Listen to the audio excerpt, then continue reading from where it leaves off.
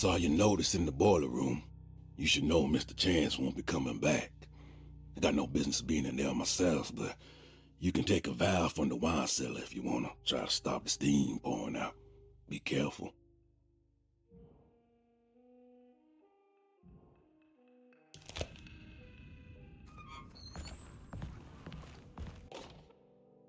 Dr. Elmore Lee Gray is Derceto's chief doctor. Accounting and all administrative work is handled by me, Paul Waits. Magdalena Thompson, or Mags, is responsible for the household. Jean-Baptiste and Charlotte Tabois are responsible for keeping the guests' medical regimens in check. Finally, Jack Chance is our gardener, who can occasionally be seen in the conservatory, but is for the most part busy outside. There are currently 6 guests at Derceto. Malcolm McCarthy and Ruth Tallant reside on the first floor. Jeremy Hartwood, Elisabetta Perosi, Grace Saunders, and of course Cassandra Beauregard live on the second floor.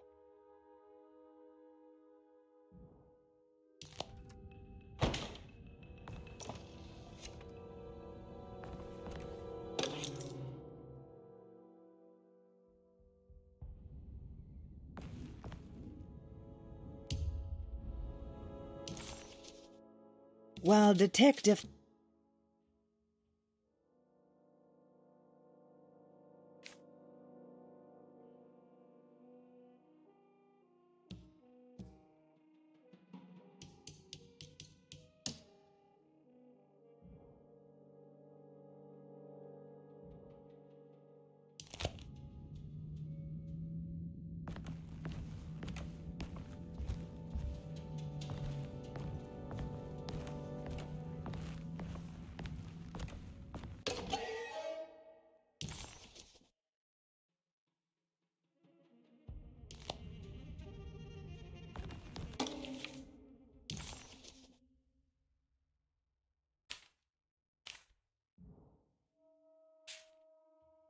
Cassandra Beauregard, the beloved author.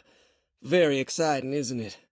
What do you want to put down for reason for admission? What her agent told us. Cassandra suffers from writer's block and needs to finish her moving picture script before the end of June. Mr. Chardot suggests Cassandra's heavy use of barbiturates is holding her back and risks ruining her career. And how should we summarize her personal history? Let's keep it short. Cassandra Beauregard is a beloved crime author who managed to pull herself out of poverty and into stardom. 5 years ago, she tried killing herself by jumping off a balcony.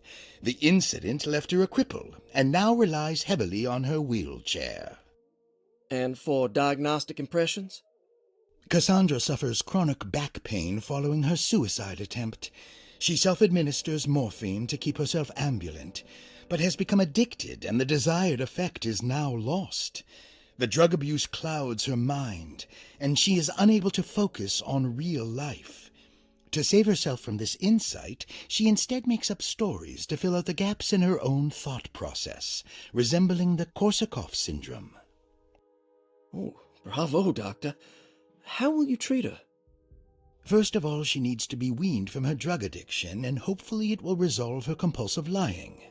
Then look into permanently numbing her pain in her back through surgery. Finally, deal with her suicidal thoughts. Fantastic. With such a short time before June, I really hope she gets better soon. We will do what we can. Grace Saunders, 11 years old. Reason for admission? The mother insists on strict supervision by a proper gentleman to avoid further perversion of Grace's adolescence. Personal history? Grace's family possesses modest wealth and status. Her childhood seems ordinary, spending most of her time with private teachers and family friends. Grace's father recently passed away, leaving her mother the sole caregiver. And diagnostic impressions? Grace has trouble dealing with her father's death. She is willingly suppressing her feelings on the matter and isn't properly acknowledging the trauma she suffered. Any planned treatment? Grace needs nothing out of the ordinary. She simply needs parental guidance. Eventually, we can work on her feelings toward her father. Thank you, Doctor. I'll finish the paperwork and get her installed. Malcolm McCarthy, 54 years of age. Reason for admission? McCarthy admitted himself to Derceto, stating simply that he needs some damn rest. And personal history. McCarthy claims he used to work as a lawyer in Baton Rouge, but says he can't go into details because of some legal dispute. His background remains largely a mystery, except for the occasional clue that he drops in conversation. Huh. And diagnostic impressions? McCarthy is an anxious man and an alcoholic. He often tells half-truths due to some deep-seated inability to trust other people. And how will you treat that? McCarthy will take some time to open up. Spending time with Jack's dog or the child should be good for him. Their harmless nature will help build his sense of trust. Thank you, Doctor.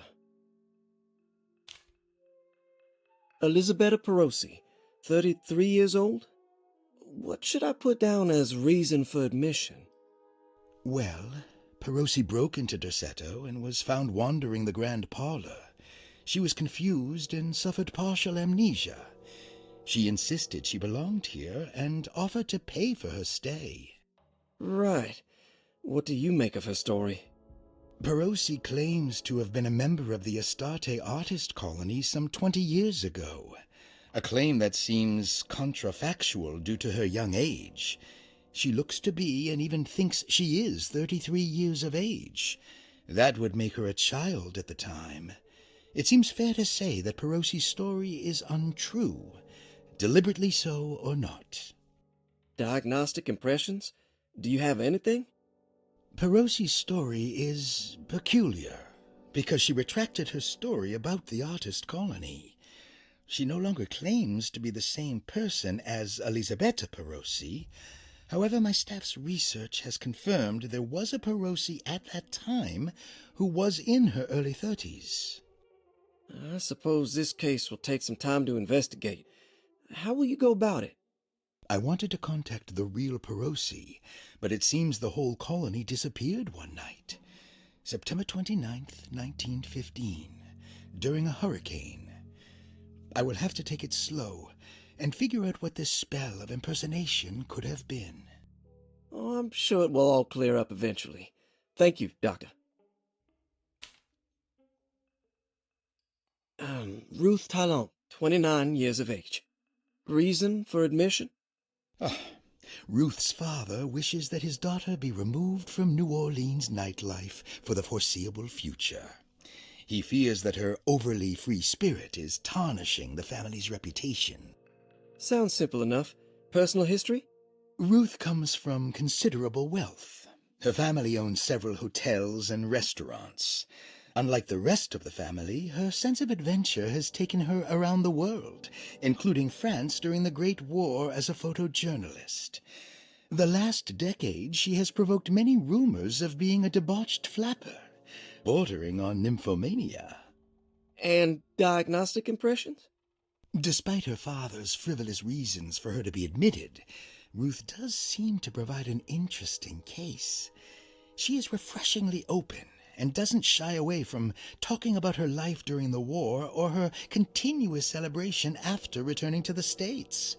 She is admittedly a sexual deviant and feels no remorse. And her treatment plan? Simply staying at Derceto should do wonders for Ruth. If not, at least for her family's reputation. Ruth doesn't need to change, but with therapy I might be able to share with her some sympathy towards her family. I doubt she will settle down and become as dull as the rest of them, but at least she might try to be more discreet in the future.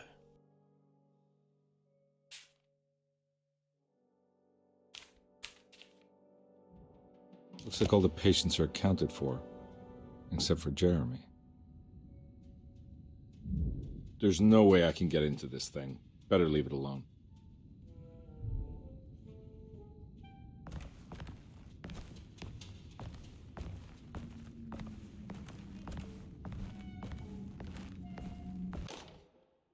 Paul, you're right about the plates on the boiler, and...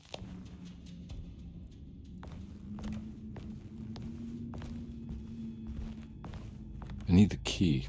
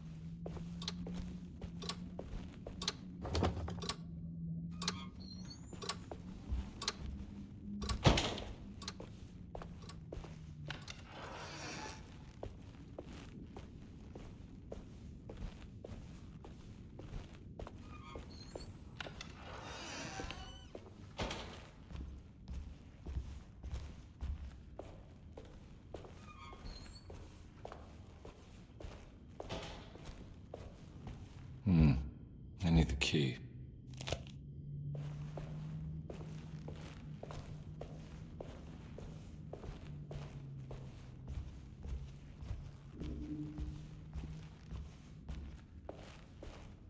I'm not gonna walk out of this now. I need to help Emily save her uncle.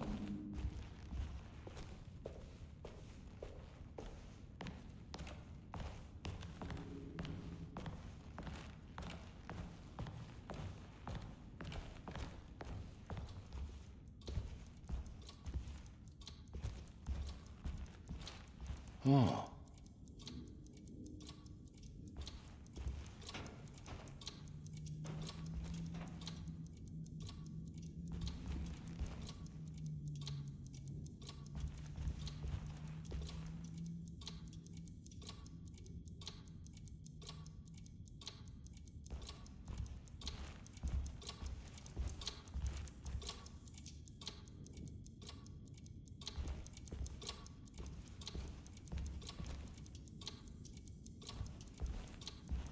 I need the key. It's stained. Looks like some kind of rot.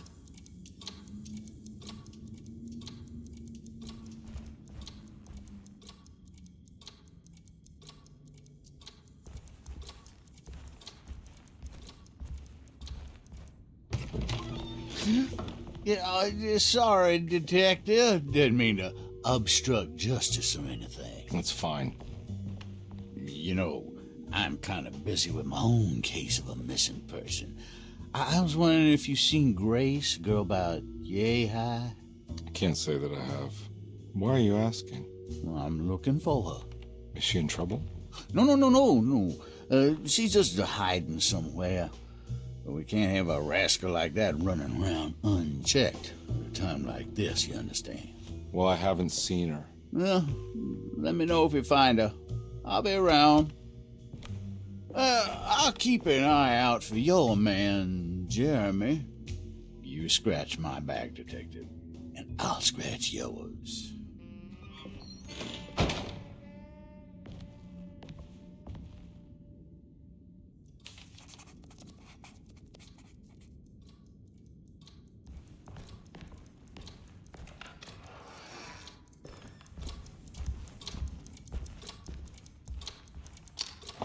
This must be the clock that Jeremy wrote about in the commonplace book. Huh. Looks like the plate that held the talisman in the seance room. But it's broken and missing some pieces.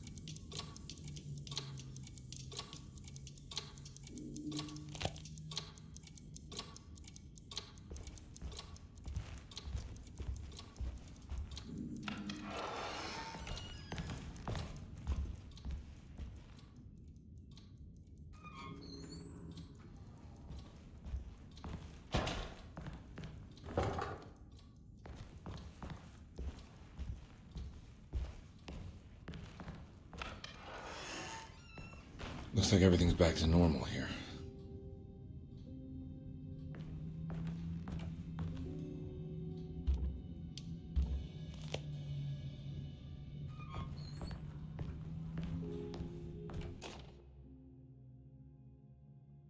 Emily's here.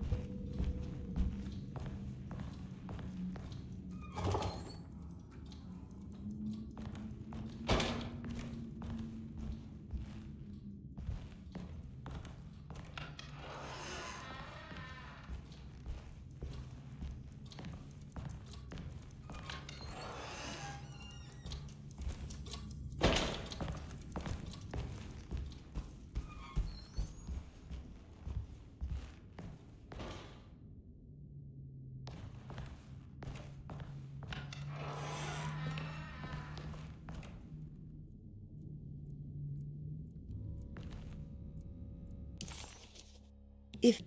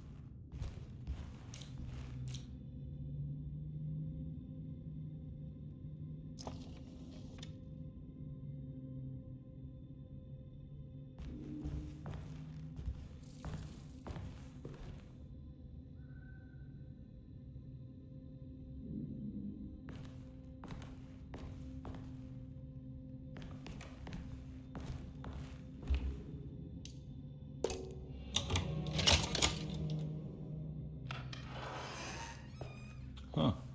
How eccentric.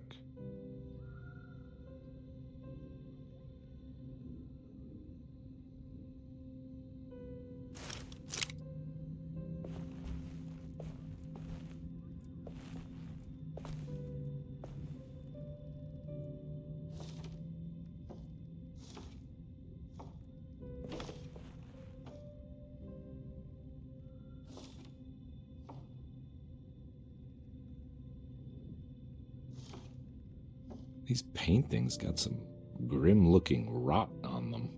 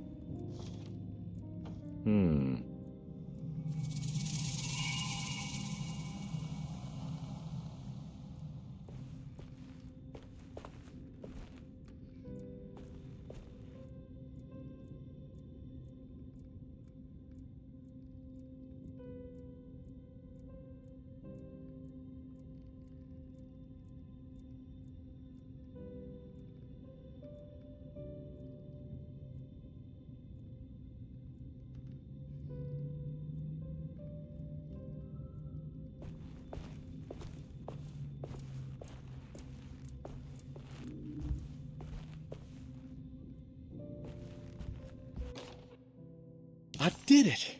I crossed the thresholds to my intended destination without a focusing device. My talisman now knows these roads, and I have no need for the plates. I can find my way to Lafayette as easy as I find my own room. I visited the grave of my father and seen the oven waiting for me. Thank you for opening these doors.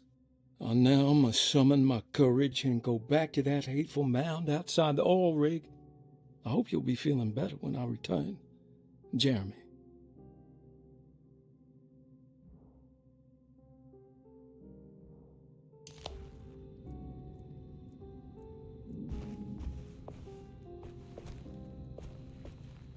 What are these symbols? Looks like alchemy or star constellations.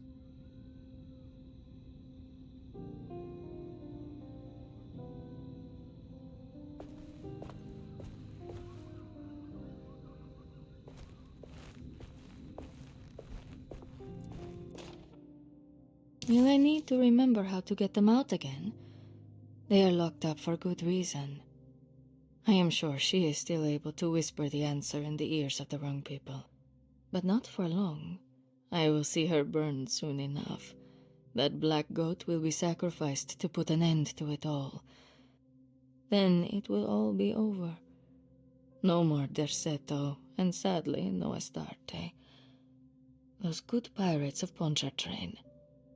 May you still sail the lake, until you find the shores of Hali.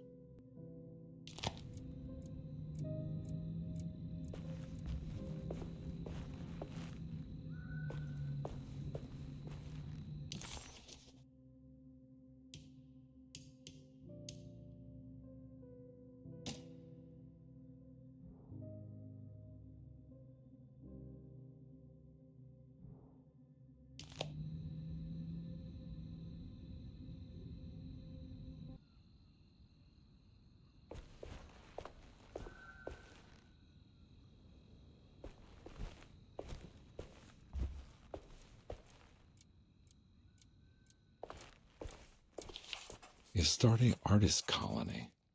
I remember hearing about their disappearance. Must have been 15 years or more now.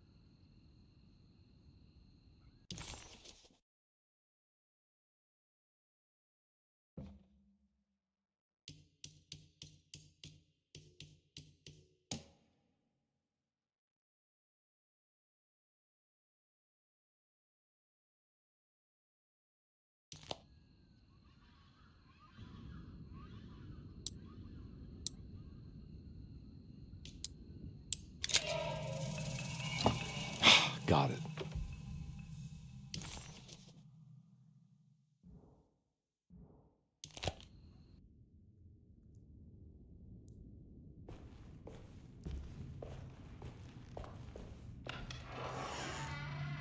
Huh? What?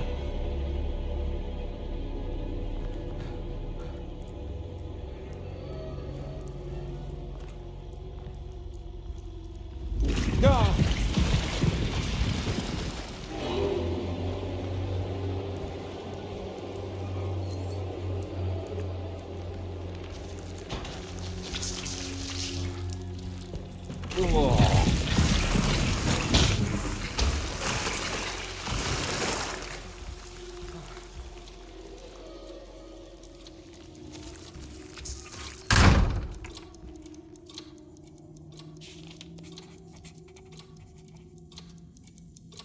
What happened? Everything's normal again? Right.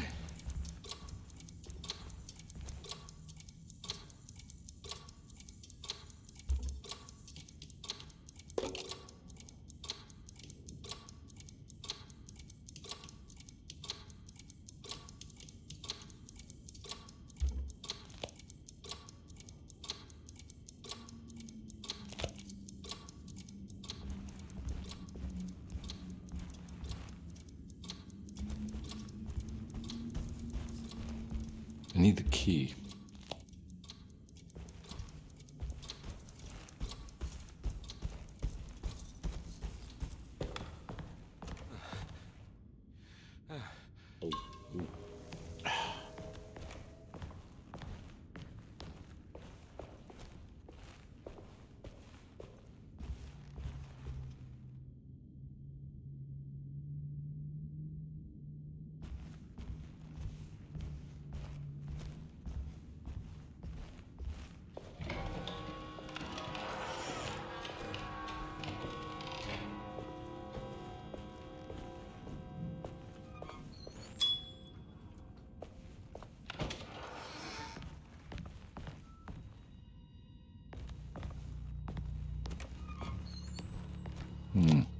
I need the key. I need the key.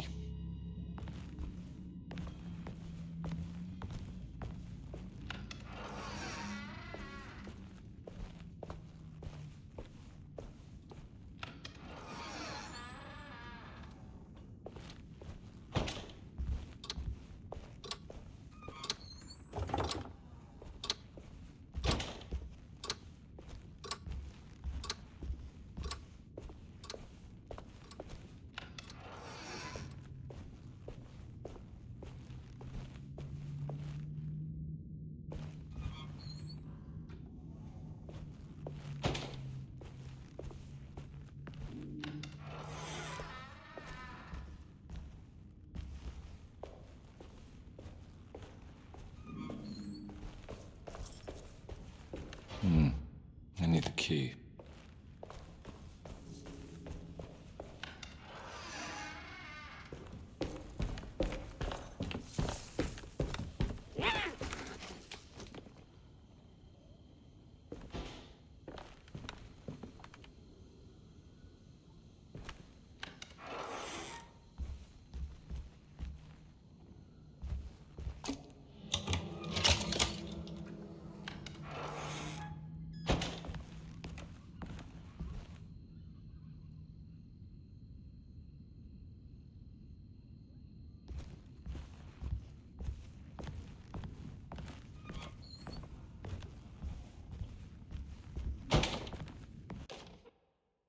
Lost Plantations of Louisiana, Thierry Briclot, 1917.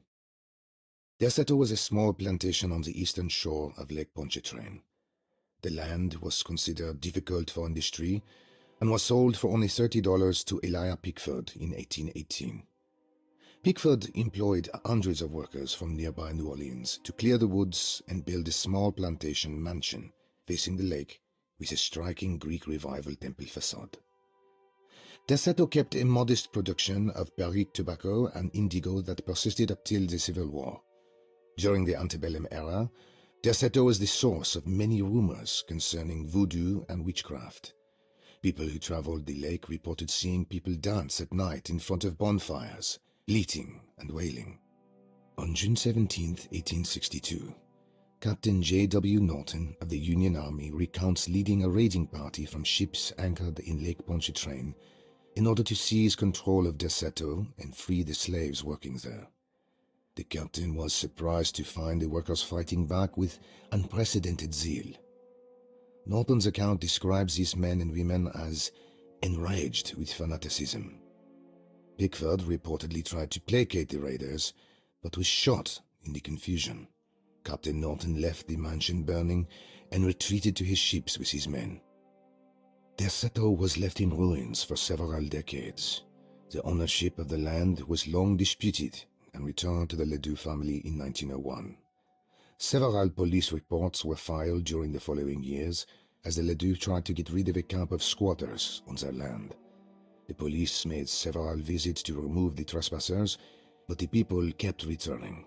On November 1st, 1907, Inspector Legras of the police charged a deadly attack in order to save several children kidnapped by the squatters. Many were killed, and even more were jailed. The following year, Ledoux rebuilt Derceto, incorporating the surviving stone foundation and adding a magnificent wrought iron conservatory.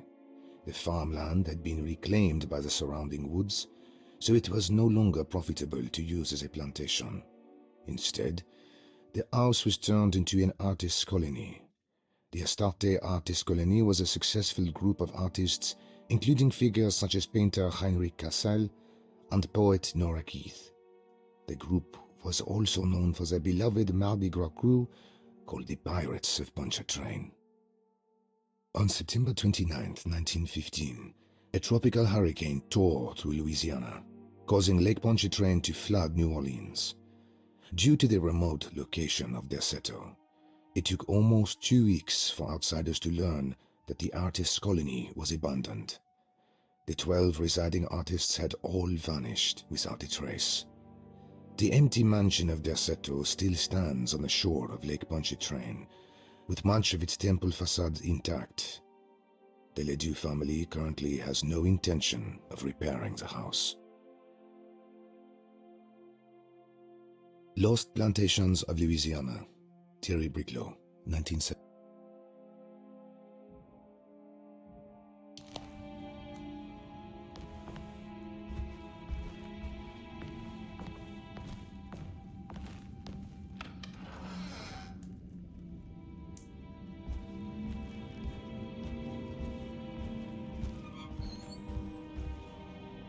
Ooh.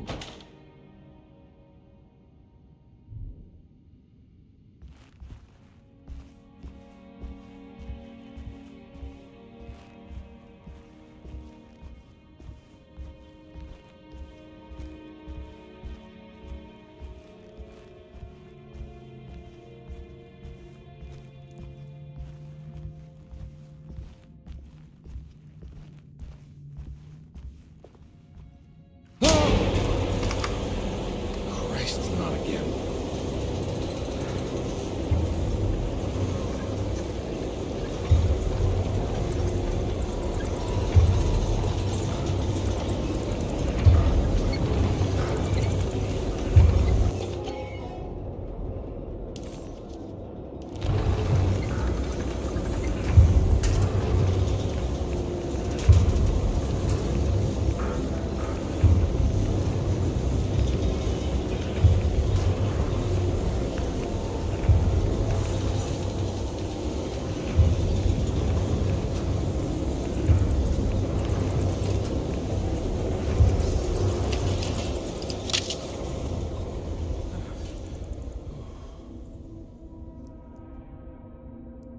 What the hell is going on?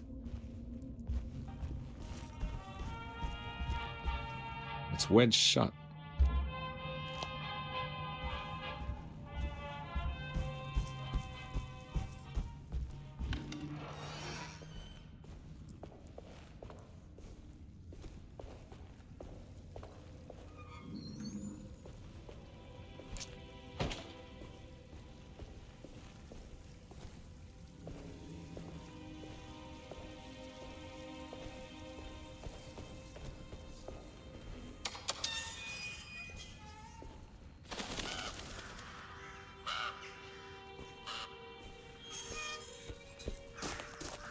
Hmm.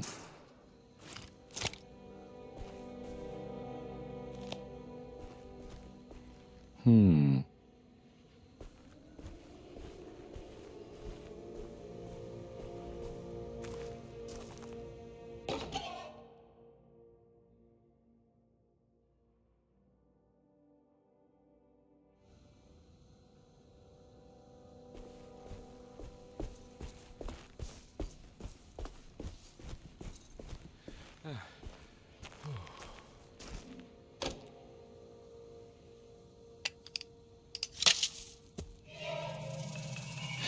Got it.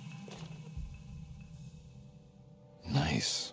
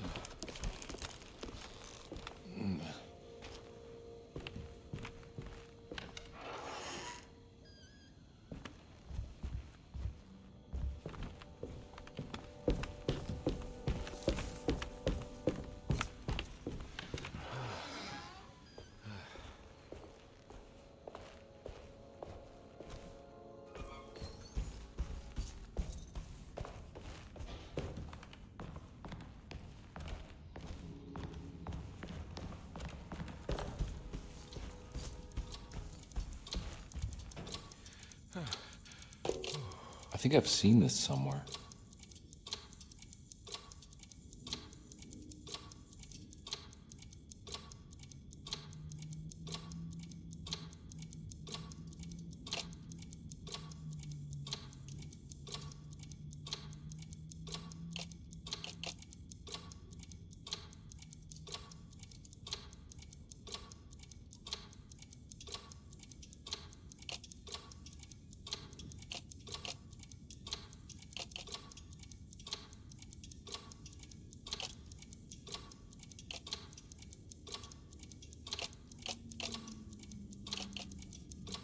There was something in the commonplace book about this.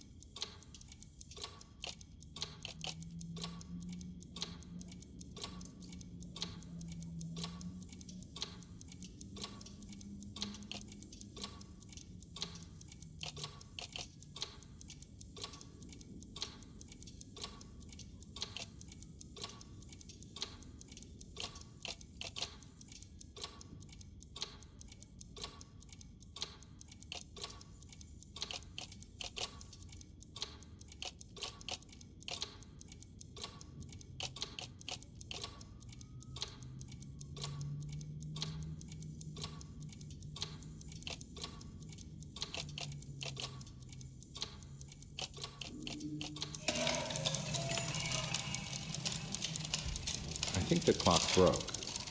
Or maybe it just stopped at a very precise place.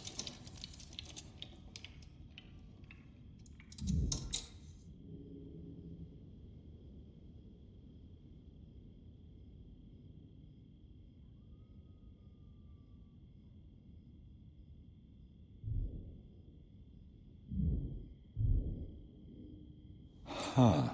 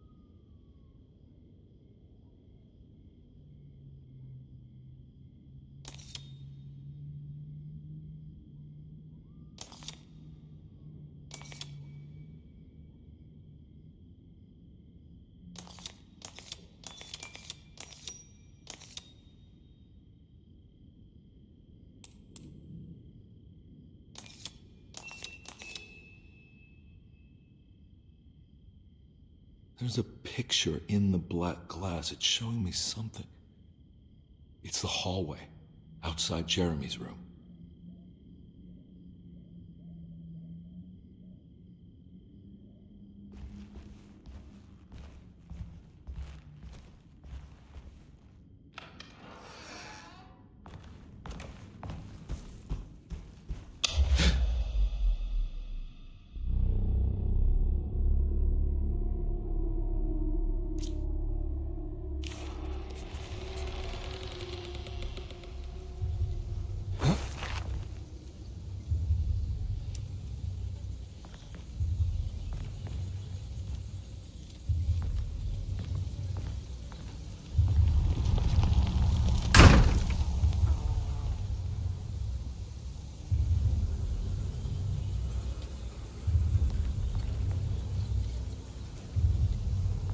I made it.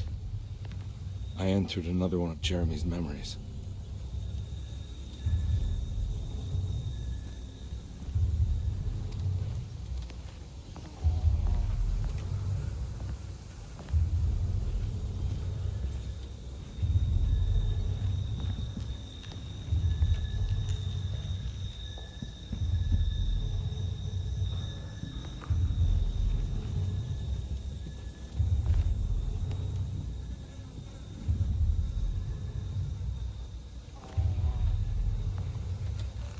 Ugh.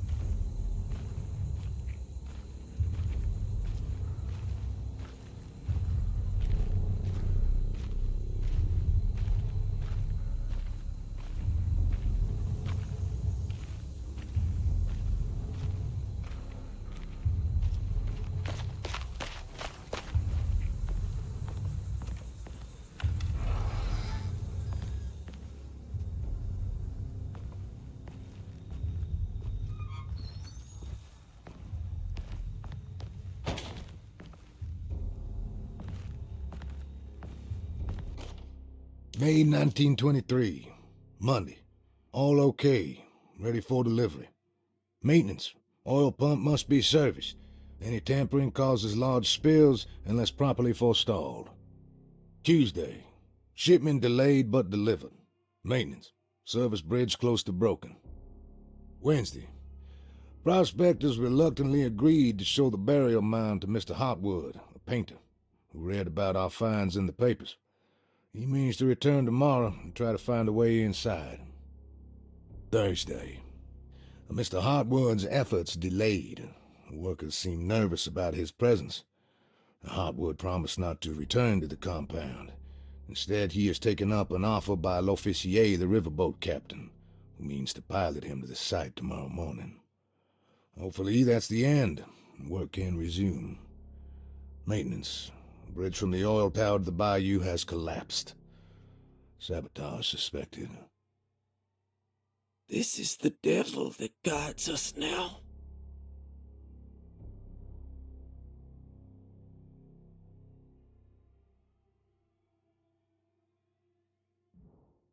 I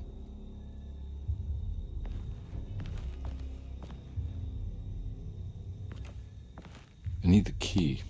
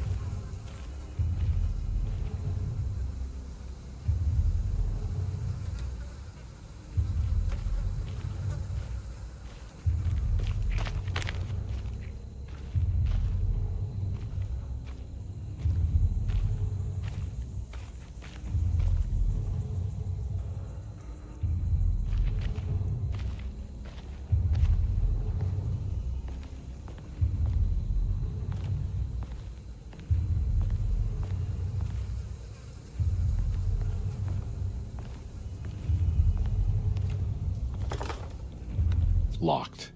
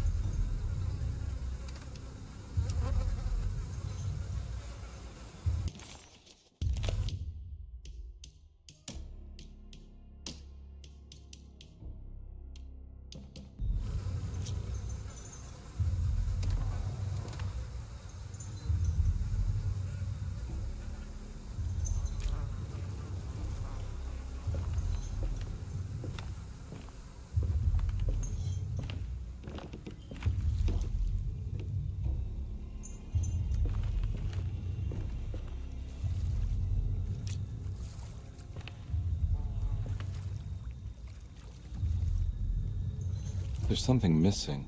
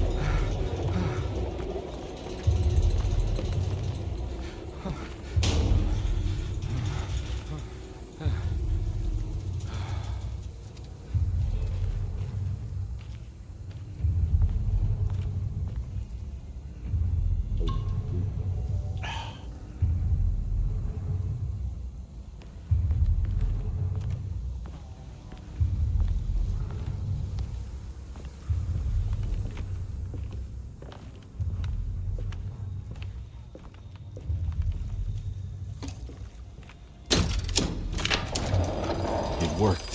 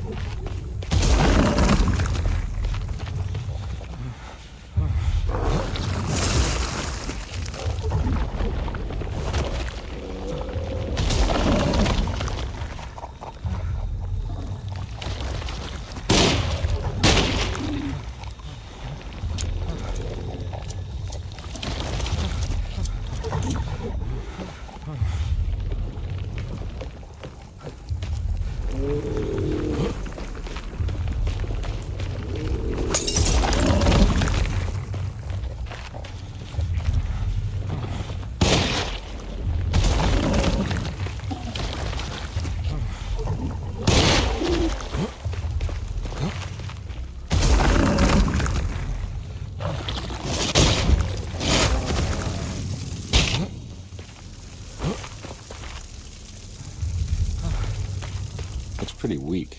I just need something to break it.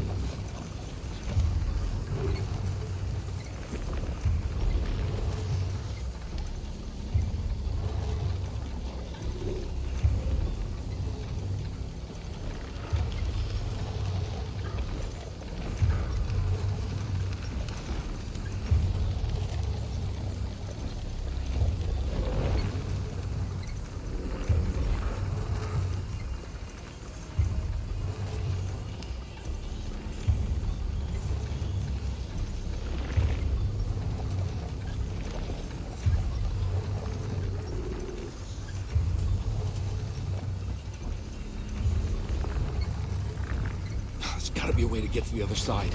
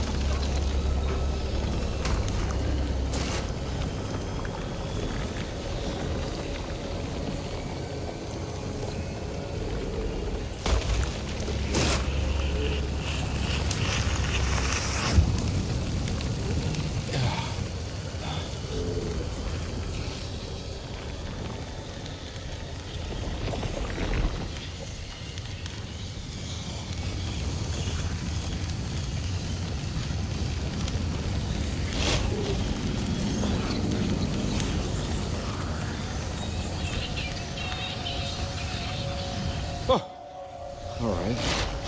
Now what?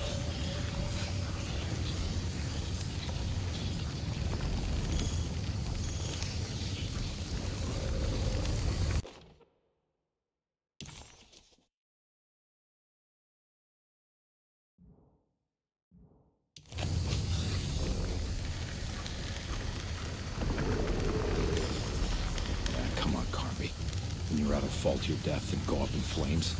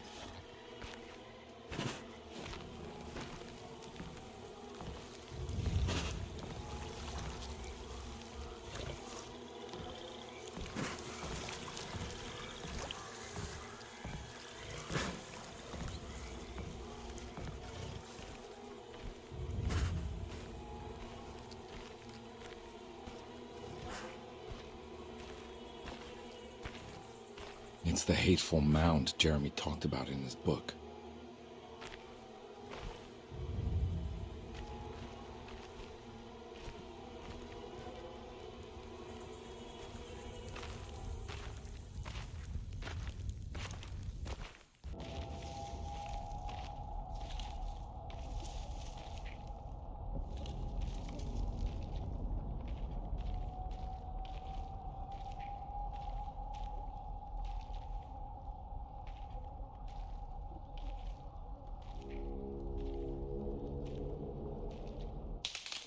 Don't come any closer.